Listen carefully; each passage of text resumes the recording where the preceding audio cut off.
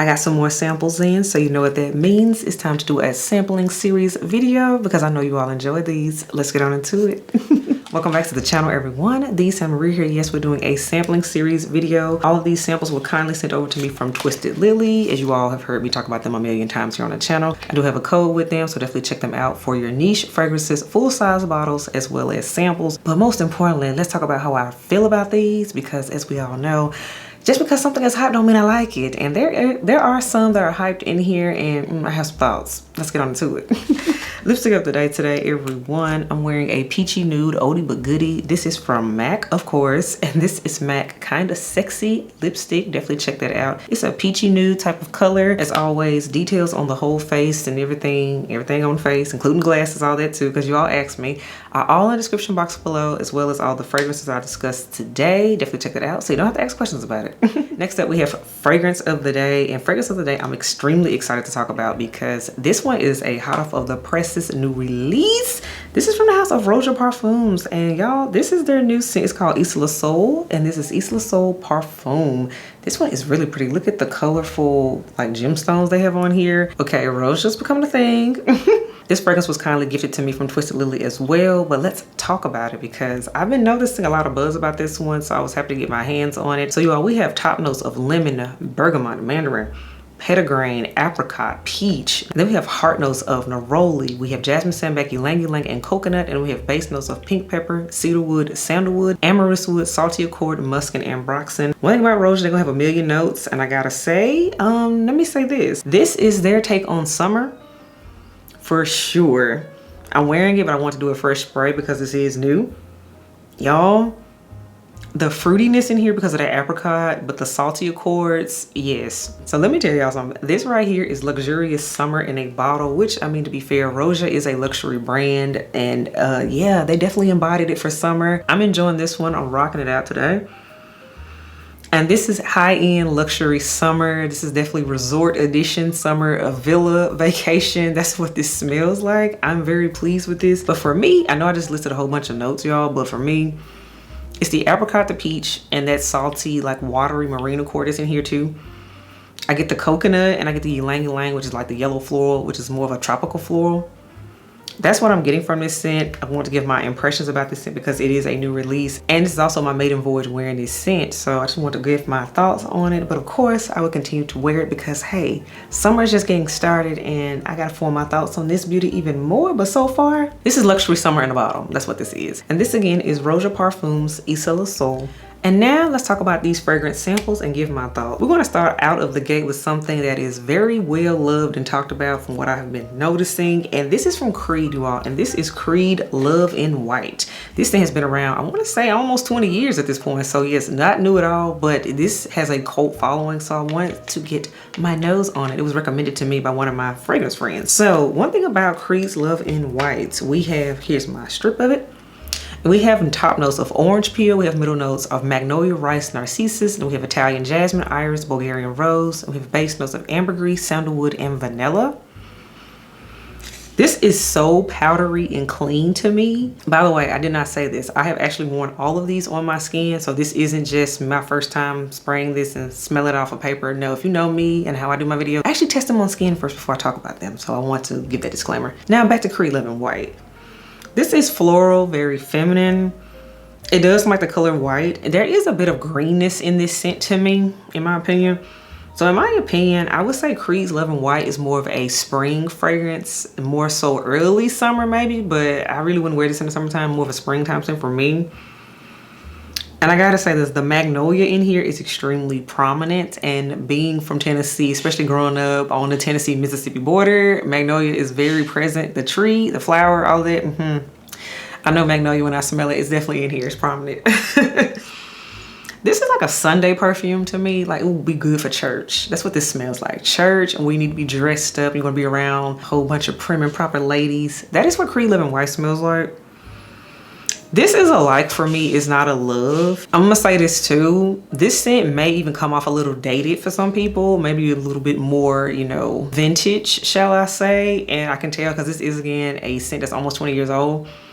It's not as bright and juicier and fruitier as like the current fragrances are. But I do see why people like this one. I get it. I do get it. So Creed Love and White, this is a like. This is a like. Maybe next spring. Of course, I always hold on to my sample and play with it to revisit it, but those are my first impressions of the scent. And that again is Creed Love and White. Now this next fragrance, I was extremely intrigued to try out because its sibling is so well loved and talked about amongst us ladies here in the fragrance community. And this is from MFK or Macy's Francis Kirk Jean, you all. And this is Gentle Fluidity Silver. Yes, Gentle Fluidity Silver. We have it right here because one thing I gotta say, you all know, I have its sibling, Gentle Fluidity Gold. I've had this fragrance for 3 years now. As you can see, dent and everything. My juice is darker, all of that. But I want to try out, you know, its matching scent. So let's talk about the notes, y'all. So it has main notes, y'all, of juniper berries, nutmeg, coriander, musk, ambery woods, and vanilla. So essentially what makes this scent duo interesting is that they use the same notes, but they're done in different portions. So that's what makes this unique. So again, I love Gentle Fluidity Gold. So naturally I want to try the silver version, right? So let me tell y'all what I got from Gentle Fluidity Silver. Absolutely, this opens way more masculine to me. This is giving man. It smells like cold, it smells metallic. It smells definitely like wintertime to me. I gotta be fair, the dry down on this about 30 minutes to an hour was much better than the opening, but even still, I was like, this is still a bit more masculine leaning, a little bit more cold and icier than I would like. So I really wasn't feeling it to me. However, though, I did let my husband, the head elf, try this on and he tested it and he enjoyed it. I was like, okay. So maybe if we want to do like a his and hers type of thing where he wears the silver version, I wear the gold version, that totally makes sense. And I have seen couples do that. That's the only way I could see Gentle Fluidity Silver ended up in our household. But for me, it's a no. It's a no. It's too masculine for me. And on that note, I'm going to go ahead and stick with Gentle Fluidity Gold. Now this next fragrance, y'all, this is a shame. I actually got a sample of this one a year ago. Then I got another sample of it recently. And here we are. So we're going to talk about it. And this is from Goldfield and Banks, you all. And this is Goldfield and Banks's Ingenious Ginger. Yes, Ingenious Ginger had to, this is G's in here. It's the G's in here. So this one we have notes of Australian ginger flower accord. We have bergamot, lemon, we got magnolia, jasmine, rose, mandarin, sandalwood, patchouli, vanilla, musk, cashmere, and vanilla. But this is meant to be a ginger scent because I mean, ginger is in the name. And let me tell y'all something. Me and this scent went on a journey.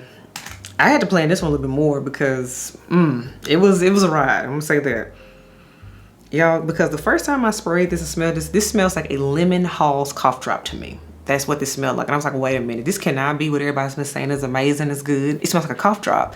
And naturally, when we think about cough drops, that's a bad memory because, okay, I'm sick, my throat is sore or something. That's what this smelled like to me. But I said, okay, I'll revisit it, came back to it a month later. And I was like, okay, let's see again, let's see again. The second time I wore this, I get fresh, zingy, and lemon. That's what I get. It's like the main things. It's much better the second time around when I tried it and wore it about. I was like, okay, this is a summer scent to me.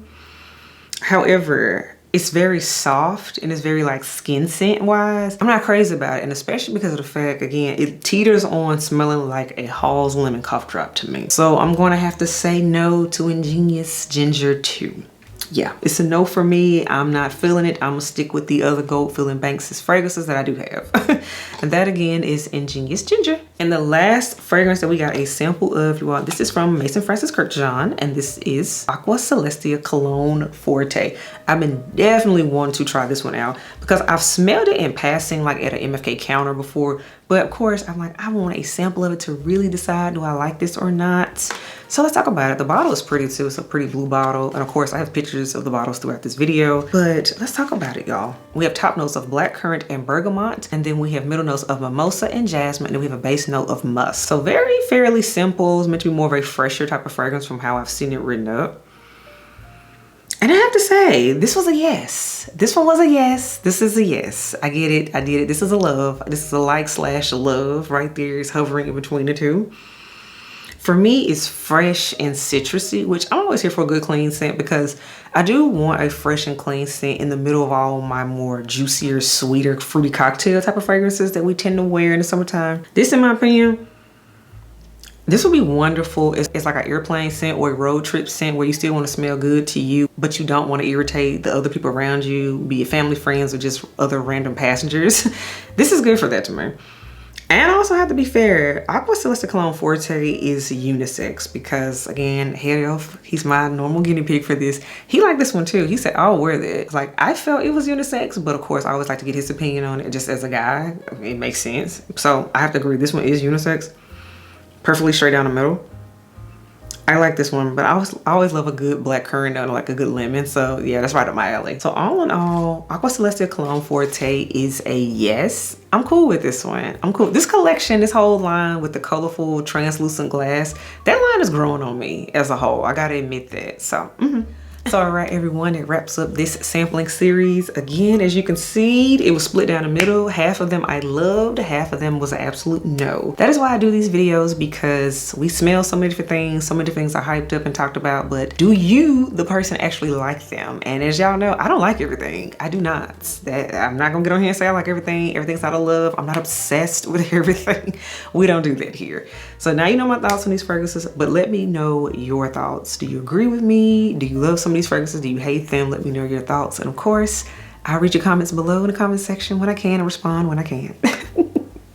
But until next time else, I will catch y'all in the next video. Bye y'all.